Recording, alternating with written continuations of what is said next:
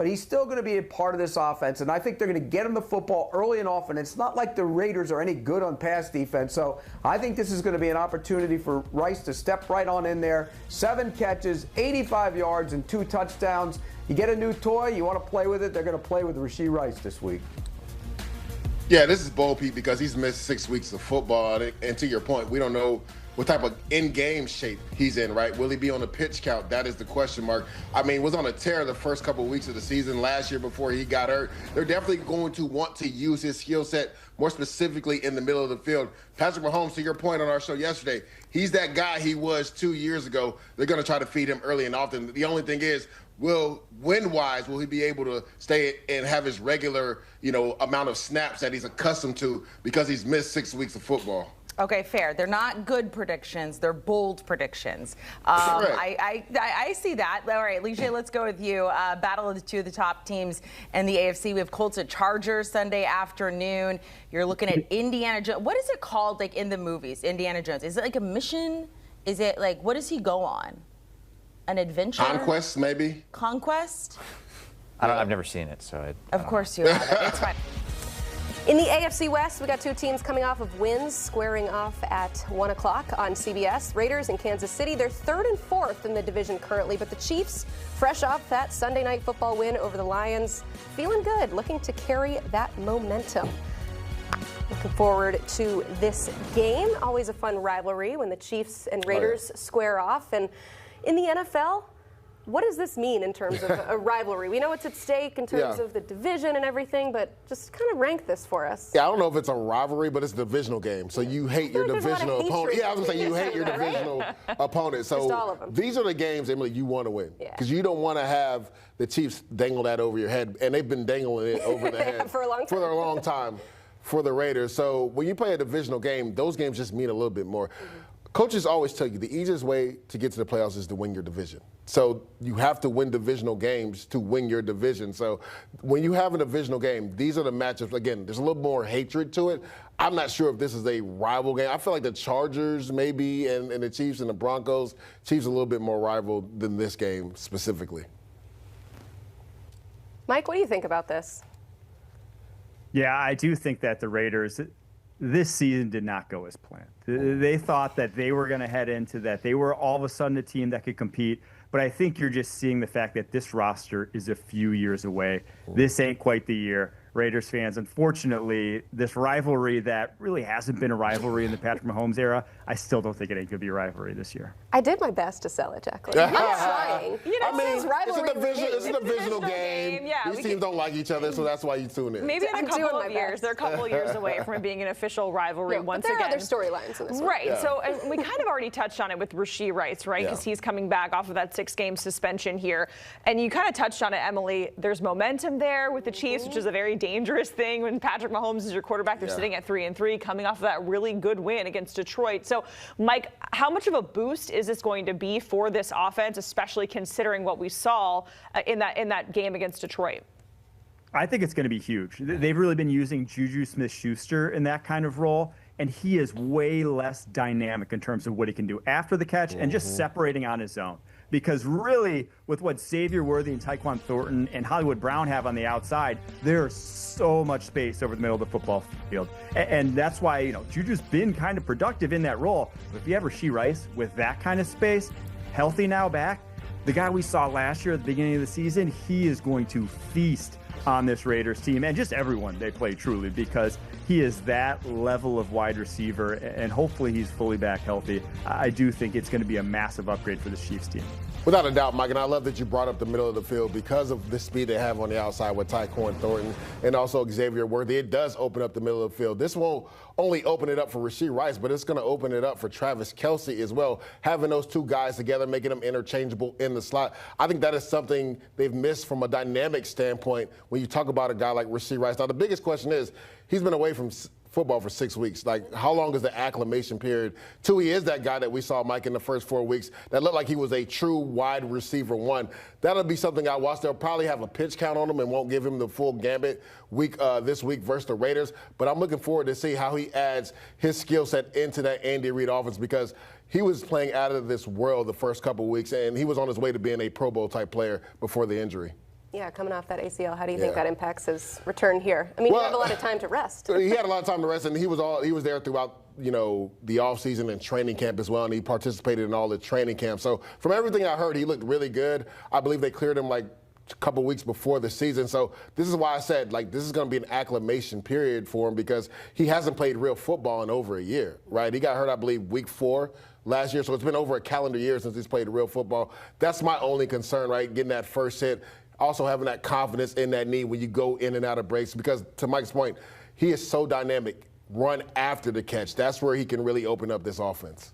Yeah, and the Chiefs have been doing quite all right, even without him scoring 28-plus points in their last 3 games. And without Rashee Rice, Patrick Mahomes is still the favorite to win the NFL MVP. Mike Renner, is he your MVP through a few weeks?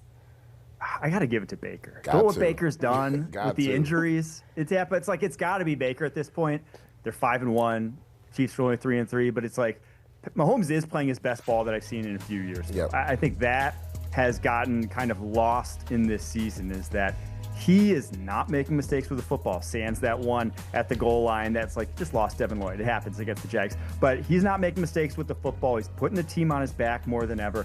I do think that with the full bevy of weapons, we're going to see the best version of Patrick Mahomes, the most explosive version of the Chiefs offense that we've seen in a few years.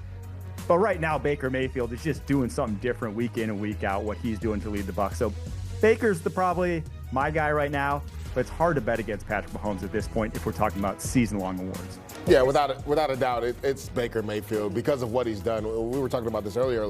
He's been able to lead them to a 5-1 record with receiver 5, 6, and 7. Guys that were literally on the practice squad. Cameron Johnson comes in and makes a touchdown play. Tess Johnson had barely played the entire year. He, is added into the offense and gets a touchdown in that game. He's been able to elevate everybody's game. But to Mike's point, Patrick Mahomes, I don't think people have talked about it enough because he has kind of not been himself the last 2 years. He's playing at an MVP level right now. I felt like Mike, the first couple of weeks of the season, he was pressing a little bit too much because of the injuries on offense. And it's never good when Mahomes is leading you in rushing through the first four weeks. I don't think he's still leading them in rushing right now. But those were some of their best plays, right, when he was getting out of the pocket and making defenders miss and picking up first downs.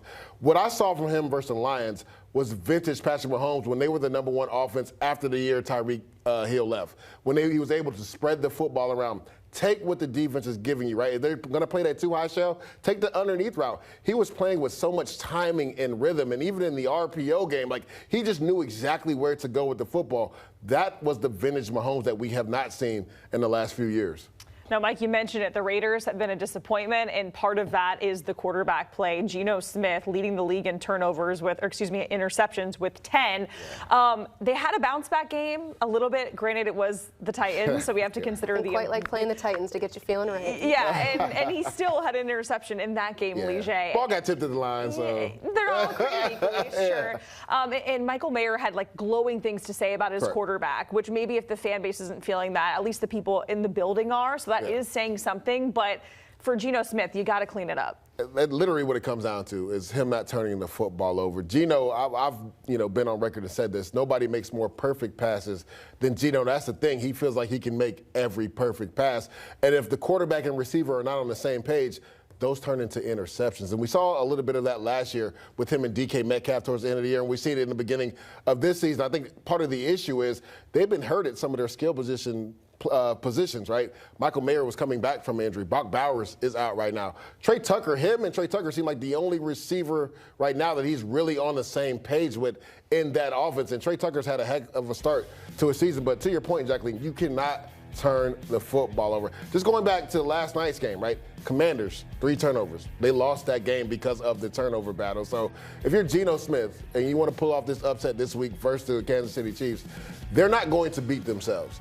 You can't help in aiding a loss for yourself by turning the football over. I love the last couple of weeks they've kind of force-fed the ball to Ashton Genty. They need to continue to do that as well. But Geno has to take care of the football.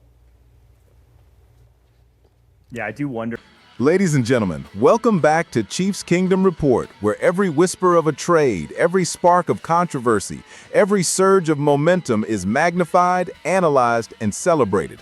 Today, we're diving into a moment in recent broadcasts that stopped me cold when they declared the Chiefs minus 12.5 They're currently the favorite to win a Super Bowl. Patrick Mahomes, favorite to win the MVP. That line wasn't just bravado. That's a statement, a declaration, a gauntlet thrown down at every team in the league. Think about it. Calling Kansas City a 12.5-point favorite isn't throwing shade. It's challenging the league to keep up. And anchoring that with Super Bowl favorite and Mahomes MVP frontrunner is the kind of bold narrative only a dynasty contender can sustain. It doesn't just feed hope, it demands respect. Now let me weave that into the bigger picture. We're hearing rumors that the Chiefs are seriously considering upgrading the tight end room with David Njoku. He's a name that's floated around trade talk, a mismatch artist who could revive the double tight end threat in Kansas City's offense. Add to that the whispers that the Chiefs are eyeing Breece Hall to inject explosion into a run game that's lagging, a track team offense built for speed, versatility, and chaos. But it's not just speculation. The broader narrative backs it. ESPN's futures projections now peg the Chiefs tied with the Bills for best odds to win the Super Bowl. Analysts have them among the top 8 favorites to hoist the Lombardi Trophy. And despite a 3-3 record, ESPN's Football Power Index still crowns them Super Bowl favorites, reigniting heated debate across NFL fandom. What does all this tell us? It tells us that the league still fears the Chiefs. It tells us that drafting, trades, injuries, none of that can shake their reputation or their ceiling. It tells us that Mahomes, Kelce, Reed, those aren't just names on a roster. They're the axis from which this team's identity spins. This is the moment for Kansas City to strike, to bring in Njoku, to add Hall, to fortify defensive depth. Maybe a veteran like Campbell is on the radar. And then to say to the rest of the AFC, you've had your shot, now get out of our way. Because when you're already spoken of as the team to beat, you don't just defend that status, you elevate it. To every fan watching, what do you think?